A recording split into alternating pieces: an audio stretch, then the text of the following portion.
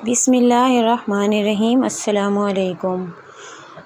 نکاح حلالہ کے بارے میں حدیث نبوی ہے۔ ام المومنین عائشہ رضی اللہ عنہا کہتی ہیں کہ رفاع کرزی کی بیوی نے رسول اللہ صلی اللہ علیہ وسلم کے پاس آ کر کہا، میں رفاع کے نکاح میں تھی، انہوں نے مجھے طلاق دے دی اور میری طلاق بتا ہوئی۔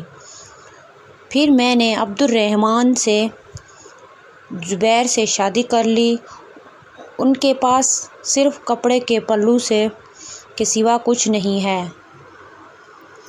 آپ نے فرمایا، تو کیا تم رفاع کے پاس لوٹ جانا چاہتی ہو؟ ایسا نہیں ہو سکتا جب تک کہ تم ان سے یعنی عبد الرحمن کی لذت نہ چکھ لو اور وہ تمہاری لذت نہ چکھ لیں۔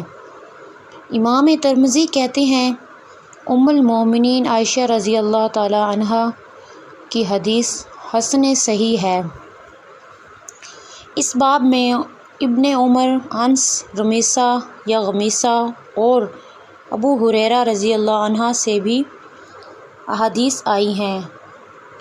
صحابہ کرام وغیرہ ہم میں سے اکثر اہل علم کا اسی پر عمل ہے کہ آدمی جب اپنی بیوی کو 3 طلاق دے دے، پھر وہ کسی اور سے شادی کر لے اور وہ دوسرا شخص دخول سے پہلے اسے طلاق دے دے تو اس کے لیے پہلے شوہر سے نکاح درست نہیں،